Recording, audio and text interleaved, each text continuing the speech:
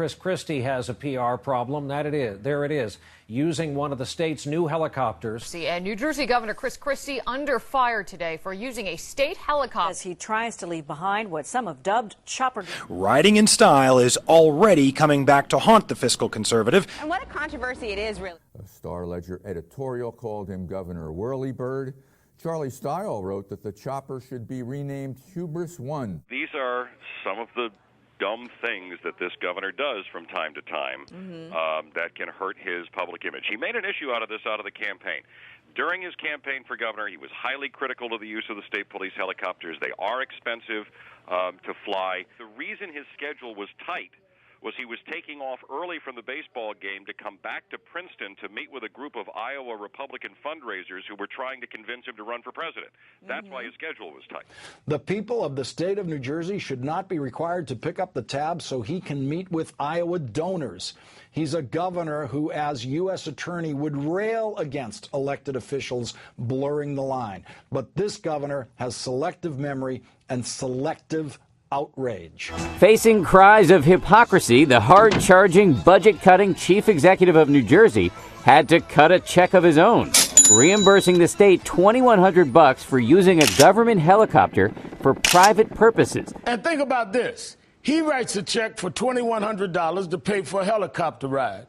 But a family that makes more than $5,300 in an entire year is too rich to get Medicaid. Half of these, whatever the number is, of these helicopter trips had them going into New York.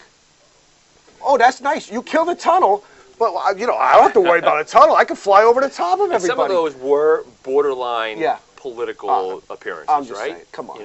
The whole list of flights was released yesterday. Come on, we don't have money to do this. We don't have money to do it. We don't have money for women's health care. We don't have money for unemployment benefits. We don't have money for all these things, but we got money to put the governor in a helicopter and fly him all over the state. This is not going away for Governor Chris Christie.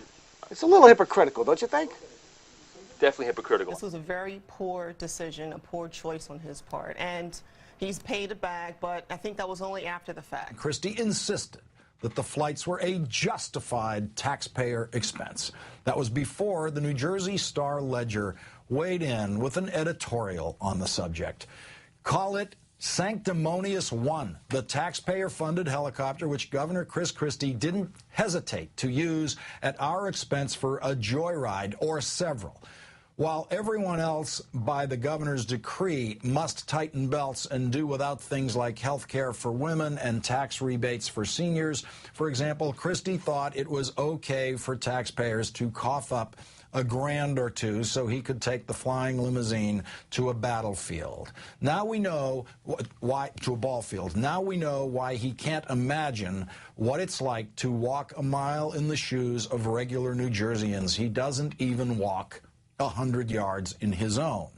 That is a reference to the governor traveling 100 yards in a limousine from the helicopter landing spot. And this, for Chris Christie, is unfortunately part of a long history. And when he was the U.S. attorney from New Jersey, he was known for spending $475 a night at the Four Seasons here in Washington, $800 for rides back and forth from the airport. It's about the appearance of impropriety. This is a tone-deaf sort of move. The real point is it appropriate for a government official, either the federal, state, or local, to use a taxpayer-funded aircraft on something that clearly was not a governmental event? The point is, as the Star-Ledger was pointing out, that he's asked other New Jerseyans to do without. So, for example, half of these 33 flights, more or less, were to appointments he had in New York. Well, this is the guy that killed the Hudson River Tunnel to New York. What does he care about traffic in the Hudson River Tunnel if he can take a helicopter to New York?